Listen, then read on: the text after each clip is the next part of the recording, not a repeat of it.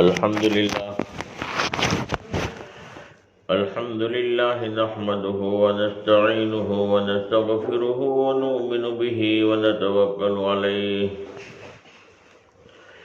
ونعوذ بالله من شرور أنفسنا ومن سيئات أعمالنا من يهده الله فلا مضل له ومن يضلله فلا هادي له ونشهد أن لا إله إلا الله وأشهد أن محمدا عبده ورسوله أما بعد فأعوذ بالله من الشيطان الرجيم بسم الله الرحمن الرحيم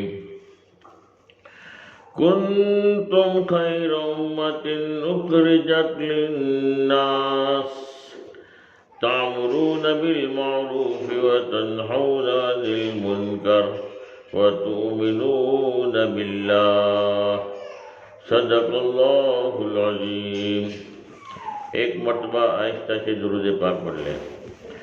اللہم صلی علی محمد وعلی آل محمد کما صلیت علی ابراہیم وعلی آل ابراہیم انک حمید مجید۔ اللہم بارک علی محمد وعلی آل محمد کما بارکت علی ابراہیم وعلی آل ابراہیم انک حمید مجید۔ محترم میری مائیں اور بہنیں، اللہ تبارک تعالیٰ کا بڑا احسان ہے، کرم ہے کہ اللہ پاک نے ہمیں حضور پاک صلی اللہ علیہ وسلم کی امت کے اندر پیدا فرمایا۔ حضور پاک صلی اللہ علیہ وسلم پوری دنیا کے قیامت تک کے آنے والے ہر ایک انسانوں کے نبی بن کر آئے۔ جو مانے اس کے بھی نبی، جو نہ مانے اس کے بھی نبی۔ قیامت تک پوری دنیا میں کوئی نبی نہیں آئے گا۔ اللہ کے نبی آخری نبی ہے، اور اللہ کے نبی کا مقام اتنا اونچا ہے کہ اللہ کے بعد اگر کسی کا مقام ہے تو حضور پاک صلی اللہ علیہ وسلم کا مقام ہے۔ حضور پاک صلی اللہ علیہ وسلم کو پیدا کرنا مقصود نہ ہوتا تو دنیا کی کسی چیز کا وجود نہ ہوتا، نہ زمین، آسمان، چاند، سورج، ستارے، کچھ بھی نہ ہوتا۔ پوری کائنات کو اللہ نے بنایا ہے، اپنے پیارے حبیب کی برکت سے بنایا ہے۔ اللہ کے بعد اگر کسی کا مقام ہے تو حضور پاک صلی اللہ علیہ وسلم کا مقام ہے۔ اللہ کے نبی وہ نبی ہے جن کے اوپر اللہ تبارک تعالیٰ خود، اللہ پاک قرآن میں فرماتے ہیں ان اللہ وملائکتہ یصلون علی النبی یا ایہا الذین آمنوا صلوا علیہ وسلموا تسلیما۔ اللہم صلی علی محمد وعلی آل صلی علی سیدنا محمد وبارک وسلم۔ اللہ پاک قرآن میں یہ فرما رہے ہیں کہ کوئی شک نہیں، بلا شبہ میں خود بھی، اللہ کی ذات خود فرما رہے کہ میں خود بھی حضور پاک صلی اللہ علیہ وسلم کے اوپر درود بھیج رہا ہوں۔ جس نبی پر اللہ کی ذات درود بھیجتی ہو تو اس نبی کے مقام کا کتنا اونچا مقام ہوگا۔ درود پاک جس پر بھیجتے ہیں خود خدا ہر دم، کرے اندازہ کیا کوئی بشر ان کی فضیلت کا۔ جس نبی پر اللہ کی ذات درود بھیج رہی ہو اس نبی کے مقام کا کون اندازہ لگا سکتا ہے؟ اور پھر اللہ پاک نے اپنے فرشتوں کو بھی کہا کہ میرے فرشتے بھی درود بھیجتے ہیں، اور پھر ایمان والوں کو حکم دیا اے ایمان والو تم بھی میرے حبیب پر درود بھیجا کرو اور سلام بھیجا کرو۔ اللہ پاک قرآن میں، کیونکہ یہ نبی کی محبت کی علامت ہے، درود پاک پڑھنا اتنا بڑا عمل ہے، ہم جے پور میں جماعت میں تھے 4 مہینے کے اندر، تو ایک مولانا نے بیان میں کہا کہ جو آدمی ایک مرتبہ حضور پاک صلی اللہ علیہ وسلم کے اوپر درود پڑھتا ہے تو اللہ نے ایک فرشتہ بنایا ہے جن کے 600 پر ہیں، 2 پر اتنے بڑے کہ مشرق سے لے کر مغرب تک ڈھک جاویں، اور ایسے 600 پر والا فرشتہ اللہ نے بنایا ہے۔ اس فرشتے کی ذمہ داری یہ ہے کہ جو بندہ ایک مرتبہ درود پاک پڑھتا ہے تو فرشتہ سمندر میں غوطہ لگاتا ہے، غوطہ لگانے کے بعد اپنے پروں کو پھڑپھڑاتا ہے۔ اب پروں کو پھڑپھڑانے کی وجہ سے جتنے پانی کے قطرے نیچے گریں گے اسی کی مقدر اللہ تبارک تعالیٰ فرشتوں کو پیدا فرماتے ہیں ہر قطرے کے بدلے میں، اور وہ تمام کے تمام فرشتے قیامت تک اس آدمی کے لیے دعائیں مغفرت کرتے رہتے ہیں جو ایک مرتبہ درود پاک پڑھتا ہے۔ درود پاک کتنا بڑا عمل ہے، یہاں تک فرمایا کوئی آدمی پریشان ہے، مصیبت میں ہے، تکلیف میں ہے، درود پاک کی کثرت کرے گا، ساری پریشانی، مصیبتیں، تکلیفیں اللہ پاک دور کر دے گا۔ درود اتنا بڑا عمل ہے، اللہ بڑے پیار کرتے ہیں، بڑے محبت کرتے ہیں درود پاک پڑھنے والے سے۔ فضائل اعمال میں تو یہاں تک لکھا ہے کہ جو آدمی درود پاک کی کثرت کرے گا مرنے سے پہلے پہلے اپنا ٹھکانہ جنت میں دیکھے گا۔ اللہ کے نبی کے اتنے بڑے احسان ہیں، اور درود پاک نہ پڑھنا، اس کے بارے میں فرمایا کہ اس سے بڑا بخیل آدمی کوئی نہیں ہے کہ جو نبی کا نام آئے درود بھی نہ پڑھے۔ اللہ کے نبی کے احسان اتنے ہیں، اور درود پڑھنا اتنا بڑا عمل ہے کہ سارے کے سارے عملوں کے بارے میں اللہ پاک نے فرمایا کہ قبول ہو یا نہ ہو اللہ کی مرضی ہے، مگر درود پاک ایسا عمل ہے کہ اللہ اس کو تو 100% قبول کرتے ہیں۔ اس لیے حدیثوں میں آتا ہے کہ دعا سے پہلے بھی درود پاک پڑھا کرو، دعا کے آخر میں بھی جو درود پاک پڑھا جاتا ہے تو اس دعا پر مہر لگا دی جاتی ہے کہ درود تو قبول ہے، اور درود آگے بھی پڑھا ہے پیچھے بھی پڑھا ہے، تو درود پاک کی برکت سے جو بھی دعا مانگی ہے وہ دعا کے اوپر مہر لگ جاتی ہے کہ وہ دعا 100% قبول ہو گئی۔ درود بہت بڑا عمل ہے، اللہ اس کے نبی سے محبت کی علامت ہے۔ اللہ پاک ہمیں زیادہ سے زیادہ کثرت سے درود پاک پڑھنے کے اللہ میں توفیق عطا فرمائے۔ اور دوسرا حکم یہ ہے، قرآن پاک کے اندر اللہ کے نبی سے محبت کی علامت بتائی کہ اللہ کے نبی پر زیادہ سے زیادہ سلام پڑھا جائے، سلام بھیجا جائے۔ اب اللہ کے نبی پر سلام کیسے پڑھنا، اس کا طریقہ اللہ کے نبی نے خود بتایا کہ میرے پر سلام کیسے پڑھنے کا۔ اور جو سلام جو ہے ہر اللہ کے نبی پر پڑھنے کا جو حکم ہے وہ نماز کی حالت میں ہے کہ جب آدمی نماز پڑھتا ہے تو قیام کرتا ہے، قیام میں اللہ کی پاکی بیان کرے گا، سبحانک اللہم، قرآن پڑھے گا، قرات کرے گا، اللہ کی تعریف بیان ہوگی، رکوع میں بھی اللہ کی پاکی تعریف بیان کرے گا، عظمت بیان کرے گا، سجدے میں بھی اللہ کی بڑائی بیان کرے گا۔ اور جب قاعدے میں بیٹھے گا تو اللہ نے حکم دیا کہ قاعدے کے اندر جو ہے مجھے سلام پڑھو، بیٹھ کر قاعدے میں اطمینان کے ساتھ۔ آدمی قاعدے میں کیا پڑھتا ہے؟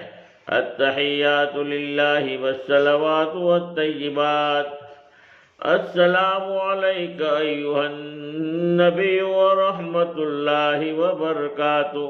اے نبی آپ پر سلامتی ہو، رحمت بھی ہو، برکت بھی ہو۔ اللہ کے نبی پر سلام بھیجا جا رہا ہے، ایھا النبی ورحمۃ اللہ وبرکاتہ، السلام علیکم ایھا النبی، سلامتی ہو آپ پر، رحمت بھی ہو، برکت بھی ہو۔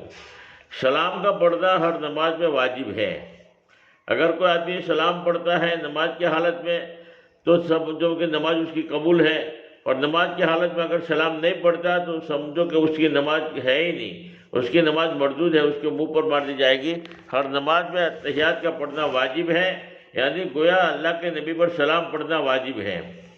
اور نماز جو فرض ہوئی ہے معراج کے سفر میں ہوئی ہے، اور یہ معراج کا پورا ڈیٹیل ہے اتحیات میں کہ جب اللہ کے نبی معراج میں گئے سدرۃ المنتہا پر پہنچ کر فرشتہ بھی رک جاتا ہے کہ بس آپ ہی کا مقام ہے، آپ جا سکتے ہیں۔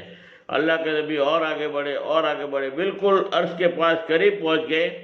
بالکل اللہ کے قریب پہنچنے کے بعد اللہ سے راج و نیاز کی باتیں ہوئی، اور جب بات ہوئی ہے تو سب سے پہلے الفاظ، سب سے پہلی بات چیت اللہ کے نبی نے کیا کیا؟ اللہ کے نبی نے سب سے پہلے کیا الفاظ استعمال کیے؟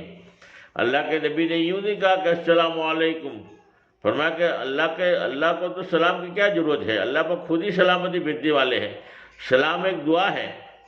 اللہ کو کون کہ بھائی آپ پر سلامتی ہو، اللہ کو کون کہہ سکتا ہے؟ اللہ رب ہے، اللہ خود ہی سلامتی اللہ کی طرف سے، رحمت بھی اللہ کی طرف سے، برکت بھی اللہ کی طرف سے، تو اللہ کو کون سلام کرے گا کہ آپ پر سلامتی ہو؟ اللہ پر۔ اس لیے اللہ کے نبی نے کیا الفاظ استعمال کیے؟ اللہ کے نبی نے سب سے پہلے سلام نہیں کہا، سب سے پہلے جو الفاظ تھے وہ یہ تھے، التحیات للہ والصلوات والطیبات۔ ساری عبادتیں بدن سے ہونے والی، ساری عبادتیں زبان سے ہونے والی، اور ساری عبادتیں مال کے ذریعے ہونے والی، یا اللہ تیرے لیے ہے۔ یہ تین قسم کی عبادتیں اللہ کے سامنے رکھی۔ اللہ کے نبی کے الفاظ سب سے پہلے یہ تھے، التحیات للہ والصلوات والطیبات، یعنی ساری عبادتیں بدن کی، ساری عبادتیں زبان کی، ساری عبادتیں مال کی، یا اللہ تیرے لیے ہے۔ تو جب یہ تین عبادتیں اللہ کے سامنے پیش کیا اللہ کے نبی نے، تو اللہ نے سلام بھیجا، السلام علیک ایھا النبی ورحمۃ اللہ وبرکاتہ۔ اے نبی آپ پر سلامتی ہو، آپ پر رحمت بھی ہو، برکت بھی ہو۔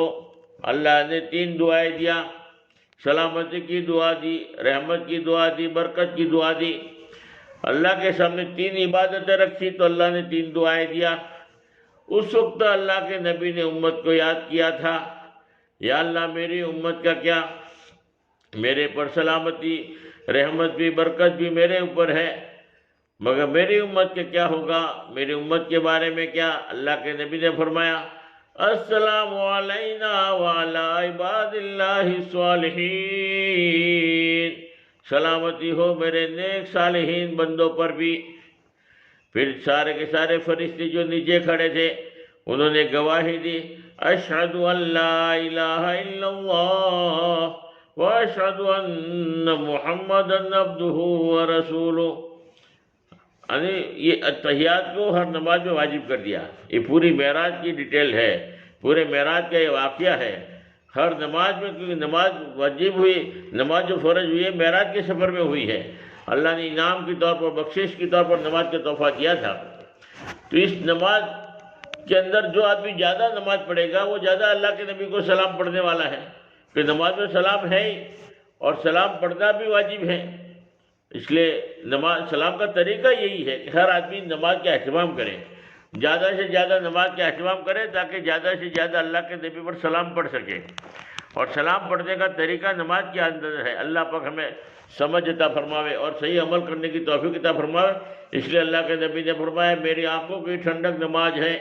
نماز اللہ کے نبی کی آنکھوں کی ٹھنڈک ہے، اور نماز کے بغیر اللہ کا حق ادا ہو ہی نہیں سکتا۔ اس لیے ہم نمازوں کا خاص اہتمام کریں، اور جو آدمی نماز کا اہتمام کرتا ہے، اللہ کے نبی نے فرمایا، اللہ نے قسم کھائی، اللہ نے وعدہ کیا، اللہ نے جو ہے یعنی عہد کیا ہے کہ میں ان کو ضرور جنت میں داخل کروں گا، جو 5 وقت کی نماز کا اہتمام کر کر آئے گا، اور جو اہتمام نہ کرے میری کوئی ذمہ داری نہیں۔ اللہ پاک کہ پھر میری کوئی ذمہ داری نہیں، نماز کا اہتمام کرے گا تو میری ذمہ داری ہے کہ میں اس کو ضرور جنت میں داخل کروں گا۔ کچھ بھی نہیں کر سکتے، کم سے کم نماز کا بھی اہتمام کیا ہے تو جنت میں جانا آسان ہو جائے گا۔ اللہ پاک ہمیں سمجھ عطا فرماوے اور نماز کا اہتمام کرنے کی توفیق عطا فرماوے۔ اور دوسری بات یہ ہے، میرے ماں بہنیں، اللہ پاک نے موقع دیا ہے، دنیا کی زندگی دی ہے، بہت چھوٹی زندگی ہے، اصل زندگی تو آخرت کے آنے والی ہے، لامحدود زندگی ہے۔ دین جو پھیلا ہے اخلاق سے پھیلا ہے۔ دین جو ہے پھیلا ہمارے اخلاق صحیح ہو، ہمارے معاملات صحیح ہو، معاشرہ ہمارا ٹھیک ہو جائے۔ جتنے اچھے اخلاق ہوں گے لوگ اس سے متاثر ہوتے ہیں۔ نہ اسلام کتنا بڑھیا، اور اللہ کے نبی رحمت للعالمین بن کر آئے، ہر ایک کے لیے رحمت بن کر آئے، بوڑھوں کے لیے بھی رحمت بن کر آئے، جوانوں کے لیے رحمت بن کر آئے، عورتوں کے لیے رحمت بن کر آئے، مردوں کے لیے۔ اللہ کے نبی نے ہر ایک کے حقوق بتائے، جانوروں کے بھی حقوق بتائے، جانوروں کے لیے بھی رحمت بن کر آئے۔ ہم اللہ کے نبی کی اتباع کرنے والے، اللہ کے نبی کو ماننے والے، ہمارے لیے ضروری ہے کہ اللہ کے نبی کی اتباع کریں، اور جس میں ہماری کامیابی ہے، جس میں سکون ہے، چین ہے، وہی چیز کا اللہ نے حکم بھی دیا ہے۔ ایسا نہیں ہے کہ جس میں نقصان ہو وہ اللہ نے حکم دیا کہ یہ کام کرو، اور نقصان اٹھاؤ، پہلے نہیں، یہ عمل کرو تاکہ تم فائدے میں رہو۔ پردے کا اہتمام کرنے کا حکم ہے، اس میں کتنی اللہ نے عزت چھپا کے رکھی ہے، اس میں رحمتیں ہے، برکتیں ہے۔ اہتمام کر کے تو دیکھیں کتنا دلوں میں سکون ملتا ہے۔ ہر عمل کامیابی کی طرف لے جاتا ہے۔ ہم ذرا غور کریں، سوچیں، ماں باپ کی دعا، ماں باپ کے بارے میں اللہ کے نبی نے فرمایا ماں باپ تمہارے لیے جنت ہے یا جہنم ہے؟ اگر تم نے ماں باپ کو خوش کیا تو تمہارے لیے جنت ہے، ماں باپ کو ناراض کیا تو تمہارے لیے جہنم ہے۔ اور ماں باپ کی خدمت کا بدلہ تو اللہ دنیا میں بھی دیتے ہیں۔ چار بھائی تھے، باپ بیمار ہو گیا، اب 4 بھائی تھے، دیندار تھے، اس میں ایک بھائی بڑا دیندار تھا، بڑا جو ہے یعنی ماں باپ سے محبت کرنے والا۔ آج تو جو ہے ماں باپ کو لوگ بھول جاتے ہیں، شادی ہو گئی ماں باپ کو بھول جاتے ہیں، بولے ہمارا خرچہ پورا نہیں ہوتا، ہمارے بچے زیادہ ہیں، یہ ہے وہ ہے۔ ماں باپ نے جو ہے بیٹے کے لیے ساری زندگی قربانی دی ہے، اور بیٹے کے لیے نہ معلوم کیا کیا تکلیفیں برداشت کی ہے۔ 2 بیٹے ہیں، 4 بیٹے ہیں، کبھی منہ میلا نہیں ہو، بلکہ سارے کے سارے لوگوں کو برابر کا حق دیا۔ کوئی لڑکا بیمار ہو گیا تو فرمایا کہ ایسا نہیں ہے کہ باپ نے اس کا علاج نہیں کروایا، باپ نے اپنا مکان بیچ کے علاج کروایا، باپ نے جو ہے اپنی ساری کی ساری جائیداد بیچ دیا بیٹے کے لیے۔ اور جب باپ بیمار ہو جاتا ہے، 4 بیٹے ہیں، فرمایا کہ بیٹے کا صحیح علاج نہیں ہوتا، بیٹے کی صحیح پرورش نہیں ہوتی، باپ کی صحیح پرورش نہیں ہوتی۔ سارے کے سارے لڑکے کہتے ہیں کہ میرے اکیلے تھوڑی ذمہ داری ہے۔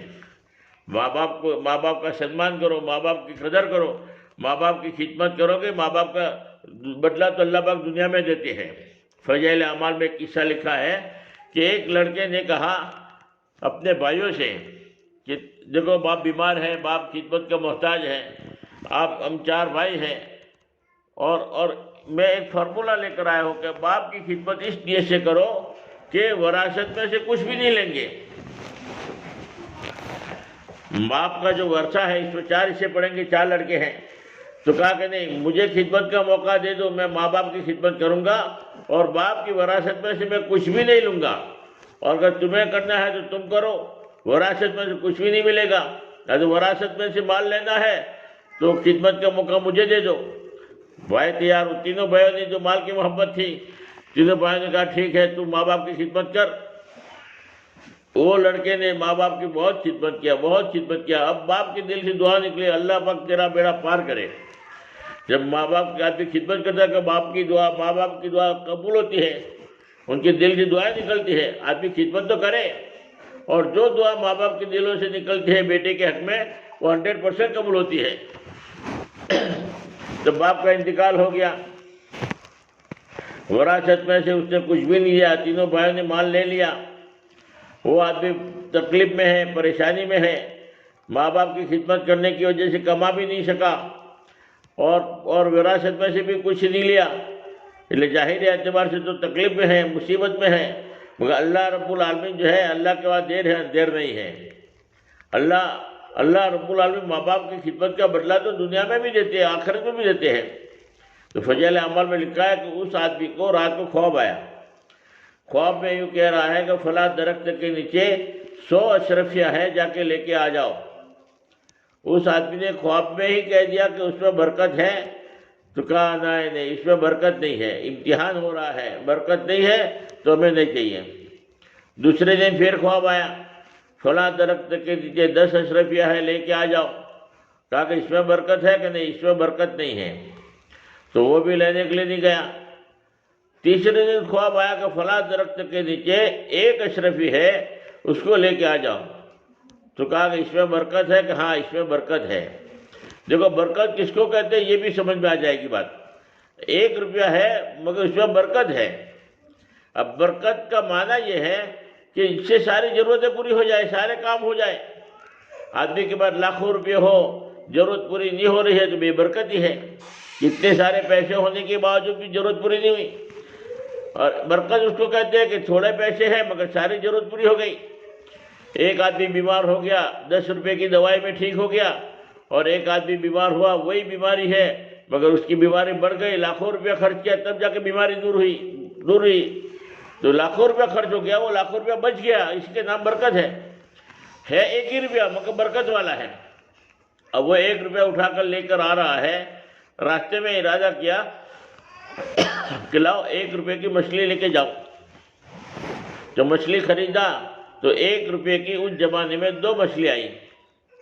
2 بڑی بڑی مچھلی لے کر گھر پر آیا اور اس مچھلی کو کاٹا تو اندر سے بہت قیمتی موتی نکلا. بڑے قیمتی موتی نکلے، 2 موتی نکلے. تو 1 موتی کو لے کر بازار میں فروخت کرنے کے لیے گیا. اب اس زمانے کے جیورات والے بھی ایسے ہی تھے قیمتی. بولے گا یار یہ موتی اتنا قیمتی ہے کہ اس کا پورا کا پورا بازار جو ہے اس کا قیمت ادا نہیں کر سکتا، اتنے بڑے قیمتی موتی ہے، اس کا تو جو ہے بادشاہ ہی خرید سکتا ہے. اب بادشاہ نے جو ہے اس موتی کو فرمایا کہ 90 خچر 2 موتی، پہلے 30 خچر میں خریدا، پھر دوسرا بولے موتی ہے تو 60 خچر سونا بھر کے دیا. 90 خچر بھر کے سونا دیا 2 موتی کے عوض میں. اب 90 خچر بھر کے سونا دیا تو اب اتنا سارا سونا، اب اس کا محل بھی بن گیا، ساری ضرورتیں بھی اس میں پوری ہو رہی ہے. اور سب سے بڑا مالدار بادشاہ کے بعد اگر کوئی مالدار ہے تو اسی کا نمبر آ گیا. اتنا اللہ نے برکت دیا 1 روپے میں، ماں باپ کی برکت سے، ماں باپ کی خدمت کی برکت سے. اور آج تو ماں باپ کے بارے میں بولے بھائی ہمارے گھر پر جگہ نہیں ہے، ہمارے بیوی ہے، بچے ہیں، اور یہ ہے وہ ہے، بلکہ ہمارے وہاں نہیں چلے گا، بڑے بھائی کے پاس چلے جاؤ، چھوٹے بھائی کے پاس چلے جاؤ. کیا ہے یہ؟ اللہ پاک ہمیں سمجھتا. ماں باپ نے کبھی یہ نہیں کہا تھا ہم چھوٹے تھے، بچے تھے. تو ماں باپ کی بہت خدمت کرو. آج جو ہے ہماری ماں بہنوں کو کہا جاتا ہے کہ ماں بہنوں جو ہے اپنے شوہر کے ماں باپ کو اپنا ماں باپ سمجھے. اگر وہ دعائیں دے گی تو ہمارا گھر آباد ہوگا، ہمارے گھر میں برکتیں ہوگی. ایک جو ہے ہمارے ایک دوست تھا، ان کی بیوی بہت دیندار تھی، بڑی خدمت گزار تھی ماں باپ کی. کبھی ماں باپ کو جو ہے ان کی دعائیں لیا، اتنی خدمت کیا کہ ماں باپ دعائیں دے رہے تھے کہ اللہ پاک تمہیں 7 حج کرائے. تو وہ کہنے لگا کہ 6 حج تو اللہ نے مجھے کروا دیے، 7ویں حج کی میں تیاری کر رہا ہوں. تو اللہ پاک تو ماں باپ کی دعا رد نہیں ہوتی. جو بھی دعا ہوتی ہے ماں کی وہ دل سے قبول ہوتی ہے. اس لیے ہم ایسا کام کریں کہ ان کی دل سے دعائیں نکلے، تاکہ ہماری دنیا بھی بن جائے اور آخرت بھی بن جائے. اور گھروں میں بھی دیکھو محبتیں بڑھے گی. اگر شوہر کے ماں باپ کی اگر قدر کریں گے تو فرمایا کہ شوہر کے دل میں محبت ہوگی. شوہر جو ہے کہنے کا مطلب چاہنے والا بنے گا، اور وہ دیکھے گی ہماری اولاد، تو اولاد بھی ہمارے ساتھ وہی برتاؤ کرے گی. اگر ہم نے جو ہے شوہر کے ماں باپ کو تکلیف پہنچائی ہے، دکھ پہنچایا ہے، تو اولاد سب دیکھ رہی ہے. بڑا ہونے کے بعد اللہ پاک کہتے کہ جیسی کرنی ویسی بھرنی، جیسا کرو گے معاملہ ویسا ہی جو ہے بھگتنا پڑے گا. بڑھاپے کے اندر ہم نے ماں باپ کو تکلیف پہنچائی ہے تو ہماری بڑھاپے کے اندر اولاد ہماری نافرمان ہوگی. وہ تو ایک غیبی نظام ہے کہ ہمیں اچھی اولاد نظر آ رہی ہو، مگر ہم نے جیسا کیا ہے ویسا تو بھگتنا ہی پڑے گا. ہم اچھے اخلاق کے ساتھ، اچھی ہمدردی کے ساتھ اچھی خدمت کریں، تاکہ ہماری بھی اولاد ہماری بھی وہی دیکھ کر جو ہے ہمارے ساتھ بھی وہی برتاؤ کرے گی. ورنہ جب ان کی شادی ہوگی، ان کی بھی بیوی آئے گی، تو نہ معلوم ہمارے جو ہے ہمارے کرتوت کی وجہ سے ایسی ہی بیوی ملے گی جو ہمیں تکلیف پہنچائے گی، پریشان کرے گی. اس لیے کہنے کا مطلب یہ ہے کہ جیسا کریں گے ویسا بڑھنا پڑے گا. اور دنیا میں بھی اگر ماں باپ کو تکلیف پہنچائے تو اس کی سزا دنیا میں ہی ملتی ہے، دنیا میں بھی بھگتنا پڑتا ہے. اللہ رب العالمین ہمیں صحیح قدر کرنے کی توفیق عطا فرماوے. اور یہ دین جو ہے صرف نماز کا نام نہیں ہے، بلکہ معاملات بھی، معاشرت بھی، اخلاق بھی، ایمانیات بھی، یعنی 5 قسم کے شعبے کا نام دین ہے. کہ ہماری پوری زندگی حضور پاک صلی اللہ علیہ وسلم کے طریقے پر، اللہ کے نبی کے احکام پر، یعنی ہماری پوری کی پوری زندگی ہو. اللہ کے نبی قیامت تک آنے والے ہر ایک انسانوں کے نبی بن کر آئے. اب یہ دین قیامت تک چلے گا، اس میں کوئی بڑھوتری بھی نہیں کر سکتے، کوئی کمی بھی نہیں کر سکتے. تو جتنا کہاں گئے، جیسے کہاں گئے ویسے کرنا، اسی کا نام دین. اللہ پاک ہمیں صحیح دین پر چلنے کی توفیق عطا فرماوے. اور دین زندگی میں آوے، گھر کا دینی ماحول بنے. اس کے لیے ضروری ہے کہ ہم اپنے گھر والوں کو اللہ کے راستے میں بھیجیں، تاکہ گھر کا ایک دینی ماحول بنے. گھر کا مین آدمی وقت لگا کر آتا ہے، 4 مہینے لگا کر آتا ہے، تو اس کی اثرات گھروں میں پڑتے ہیں. اور ہمارے ماں بہنیں بھی اپنے محرم کے ساتھ اللہ کے راستے میں جاوے 3 دن کے لیے 10 دن کے لیے. اب ماں بہنوں کا 3 دن لگانا مردوں کے چلے کے برابر ہے. مرد 40 دن لگا کر آتے ہیں تو گھر کے دروازے تک. ایک آدمی اللہ کے راستے میں جا کر آیا, چلہ بھی لگایا, 4 مہینے بھی لگایا, اللہ نے ان کو جو ہے قبول کیا, ملکوں میں بھی جا کر آیا, بیرون میں بھی جا کر آیا, بڑی قربانی کے ساتھ چل رہا ہے, مگر گھر میں بیوی کے ساتھ کچھ معاملہ نہیں چلتا, بیوی میں دینداری نہیں ہے, بیوی سے جو ہے اس کی چلتی نہیں ہے, وہ نبھا رہا ہے, چل رہا ہے. اب 4 لڑکے ہیں, نماز میں نہیں آتے, سستی ہے, وہ بڑا پابند ہے, وہ تو تہجد گزار ہے, وہ دین کا کام بہت کر رہا ہے, مگر آدمی کے اندر جو دینداری ہوتی ہے وہ گھر کے دروازے تک اندر نہیں آتی. اور عورت اگر دیندار بنتی ہے, عورت کا وقت لگتا ہے تو پورے گھر میں دین آتا ہے. ایک دن دیکھا فجر کی نماز میں 4 لڑکے آ گئے, اور مسجد اور جماعت کے ساتھیوں نے کہا کہ خیریت تو ہے, آج تو دیکھا 4 لڑکے مسجد میں نظر آ رہے ہیں, کیا بات ہوئی؟ تو انہوں نے کہا کہ آج جو ہے 3 دن لگایا ہے میری اہلیہ نے, 3 دن میرے ساتھ لگایا, اور 3 دن کی برکت ہے. جب 3 دن لگایا ہے 4 لڑکے جب فجر کی نماز میں, عورت کا جب وقت لگتا ہے 3 دن بھی لگتا ہے تو پورے گھر کا اندر دینی ماحول بنتا ہے. لے عورتوں کا نکلنا بڑا ضروری ہے. 3 دن بھی لگاتے ہیں تو ایسی فکریں پیدا ہوتی ہے کہ بہت ساری ماں بہنیں صرف اللہ کے راستے میں 3 دن لگائی ہے, زندگی میں کبھی تہجد ادا نہیں ہوئی. برابر تسبیحات کا اہتمام ہے, برابر فکریں ہے, پورے گھر کے جو دینی ماحول بن گیا. 3 دن کی برکت ہے. 3 دن لگا دیا ماں بہنیں تو وہ فکریں آتی ہے کہ پورا کا پورا ماحول چینج ہو جاتا ہے, بچوں کے لباس بدل جاتے ہیں, گھر کا ماحول بدل جاتا ہے, گھر کی کھڑکیوں پر پردے آ جاتے ہیں, پردے کا اہتمام ہو جاتا ہے, اور ایسی فکریں آتی ہے کہ نماز اول ٹائم پر تہجد کا اہتمام کرنے والی بنتی ہے. اور ایسی ماں بہنیں موجود ہیں کہ صرف 3 دن لگایا تھا, لگانے کے بعد موت تک ان کی 3 دن کی برکت سے تہجد ادا نہیں ہوئی. ایسی بھی ماں بہنیں ملے گی. احساس پیدا ہوتا ہے بہت یعنی جو ہے اللہ نے اس دعوت کے کام کو قبول کیا ہے, اور مرد حضرات کو بھی اللہ کے راستے میں بھیجیں گے تو ہمارے لیے تعاون بنے گا, مددگار بنے گا, گھر کا دینی ماحول بنے گا.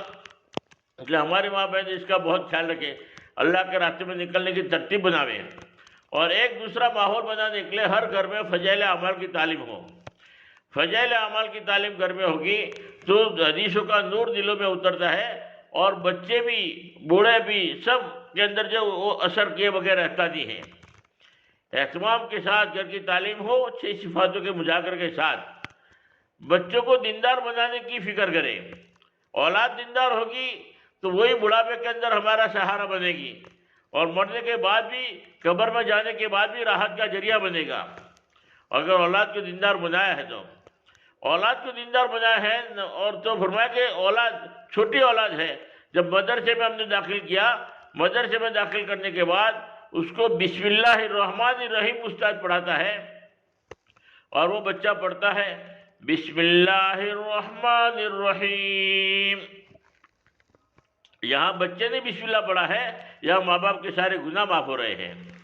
ماں باپ کے سارے گناہ معاف ہو گئے. کیا ہوا؟ بولے بچے نے بسم اللہ پڑھی. تو بچے دیندار ہیں, اور وہ تو ماں باپ کو بھی پورا ثواب ملتا ہے.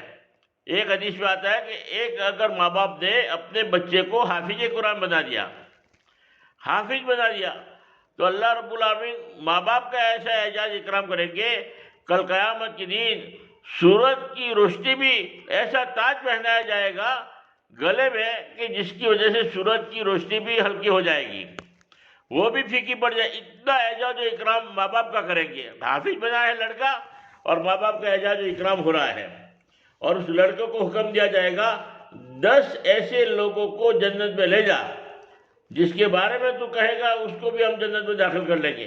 اور وہ 10 لوگ ایسے ہیں جن کے اوپر جہنم واجب ہو چکی ہوگی.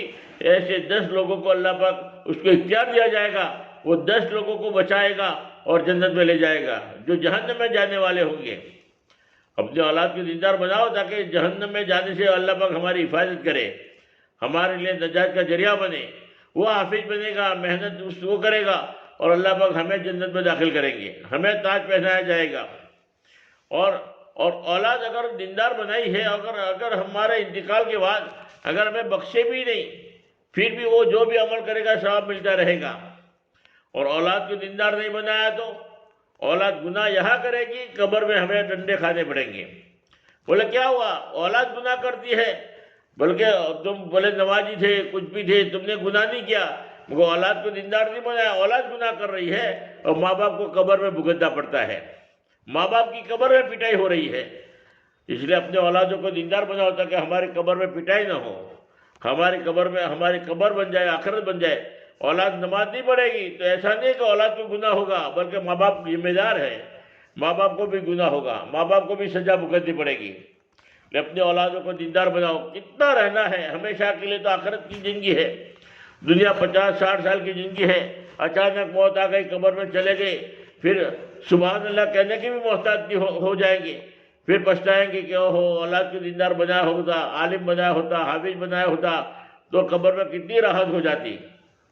اور آج تو ماشاءاللہ عالم حافظ بننے کے بعد بھی ماشاءاللہ کاروبار کر سکتے ہیں، مگر وہ کاروبار کریں گے دینداری کے ساتھ، نماز کے ساتھ، جھوٹ نہیں بولیں گے، دھوکہ نہیں دیں گے، تو وہ کاروبار میں بھی برکت ہوگی، حلال پاک کمائی لے کر آئیں گے، جس کی وجہ سے جو ہے عمل کرنے میں جو ہے تازگی پیدا ہوتی ہے، سکون ملتا ہے، عمل کرنے میں مزہ آتا ہے۔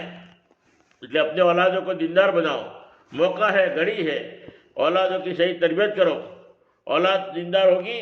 پہلے زمانے میں ماں بہنیں دیندار تھی تو بڑے بڑے اللہ والے پیدا ہوتے تھے، بڑے بڑے غوث کتب ابدال پیدا ہوتے تھے، بڑے بڑے اللہ کے ولی پیدا ہوتے تھے۔ حضرت خواجہ معین چشتی رحمۃ اللہ علیہ بھی ماں کی گود سے پیدا ہوئے، پیران پیر عبد القادر جیلانی رحمۃ اللہ علیہ بھی ماں کی گود سے پیدا ہوئے، مگر جب ماں کی دینداری تھی تو اللہ نے اولاد سے ایسا کام لیا کہ پوری دنیا کے اندر نام روشن کیا۔ اس لیے ماں بہنوں کو جوڑا جاتا ہے، فکر دلائی جاتی ہے کہ ہر گھر کے اندر دینی ماحول بنے، ماں بہنوں میں دینداری آوے تاکہ پورا گھر دیندار بن جاوے۔ اس لیے ماں بہنوں کو جوڑا جاتا ہے، اور خاص اس بات کی تاکید کی جاتی ہے، پہلا عمل تو یہ کرنا ہے کہ ہماری ماں بہنیں نیت کرے کہ ہر گھر میں فضائل اعمال کی تعلیم شروع ہو جائے۔ کسی گھر میں نہیں ہو رہی ہے تو طے کرے، نیت کرے کہ آج سے جو ہے فضائل اعمال کی تعلیم ہم کریں گے۔ اور دوسرا کام فرمایا کہ اپنے بچوں کو جو ہے دیندار بناوے، مدرسے میں بھیجے، دیندار بناوے، چاہے کالج کرتا ہو، چاہے ڈاکٹر بنتا ہو، انجینئر بنتا ہو، مگر اس کے ساتھ ساتھ دیندار ضرور بناوے، گھر میں ان کی تربیت کرے، نماز کا اہتمام کرواوے، اور اگر وہ فارغ ہو جائے، ڈاکٹر بن گیا، انجینئر بن گیا، یا کوئی بھی ڈگری حاصل کیا، اس کے بعد 4 مہینہ ضرور لگواوے۔ ہماری حیاتی میں 4 مہینے لگوا دیا تو سمجھو کہ پھر 4 مہینے کی برکت سے اس کا وہ کاروبار جنت میں لے جائے گا۔ وہ دکان کرے گا، دکان بھی جنت میں لے جانے کا سبب بنے گی۔ وہ انجینئر بنے گا تو انجینئر بننے کے بعد بھی 4 مہینے لگا دیا تو 4 مہینے کی برکت سے فرمایا کہ وہ اپنے کاروبار میں ہزاروں آدمیوں کی ہدایت کا ذریعہ بنے گا۔ لے اپنے اولادوں کو دیندار بنانے کی فکر کرے۔ اور تیسرا کام، اپنے شوہر کی خوب خدمت کرے، شوہر کی قدر کرے، شوہر کی ناشکری نہ کرے، لوگوں کے سامنے شوہر کو رسوا نہ کرے، شوہر کی برائی بیان نہ کرے، بلکہ شوہر کی قدر کرے۔ اللہ کے نبی نے فرمایا، اللہ کے بعد اگر کسی کو سجدہ کرنے کا حکم ہوتا تو تمام عورتوں کو میں کہتا کہ اپنے شوہر کو سجدہ کرے۔ یعنی اس سے معلوم یہ ہوا کہ شوہر کا بڑا اونچا مقام ہے۔ اللہ کے بعد اگر کسی کا مقام ہے تو شوہر کا مقام ہے۔ شوہر کی قدر کرو، شوہر کی خدمت کرو، شوہر کے سامنے اف تک نہ کہو، شوہر کے سامنے زبان مت بولو۔ سب سے بدترین عورت ہے جو شوہر کے سامنے بول رہی ہے، شوہر کو جو ہے عزت نہیں کرتی۔ فرمایا کہ ایسی عورتیں، فرمایا کہ وہ جنت میں بھی نہیں جا سکتی، اس کا عمل بھی قابل قبول نہیں ہے۔ جس کا شوہر راضی ہے تو سمجھو کہ اس کی ہر عبادت قبول ہے، ورنہ تو گھر سے باہر بھی نکلتی ہے شوہر کو ناراض کر کے تو فرشتہ بھی لعنت کرتا ہے، اللہ کی بھی طرف سے لعنت برستی رہتی ہے، وہ کبھی سکھی نہیں ہو سکتی۔ گھروں میں چین چاہیے، سکون چاہیے، گھر جنت کا باغ چاہیے، تو اپنے شوہر کی قدر کرے، شوہر کو خوش رکھے، شوہر کو ناراض نہ کرے، شوہر کی خدمت کرے۔ اور ایک عمل ہے نماز کی، روزے کی ہم پابند، ہر حال میں جو ہے اللہ کا جو حکم ہے پردے کا اہتمام، اس کا جو ہے خوب اہتمام کرے، ہماری وجہ سے کام بدنام نہ ہو، ہماری وجہ سے لوگ بدجن نہ ہو، بلکہ ہم اہتمام کریں گے تو دوسری ماں بہنیں جو پردہ نہیں کرتی وہ بھی پردہ کرنے والی بنے گی۔ ہماری نماز کی پابندی کی وجہ سے دوسرے گھروں میں بھی نماز زندہ ہو جائے گی، تو عمل کے اعتبار سے ہم پابند بن جائیں۔ اللہ رب العالمین ہمیں کہنے سننے سے زیادہ عمل کی توفیق عطا فرمائے۔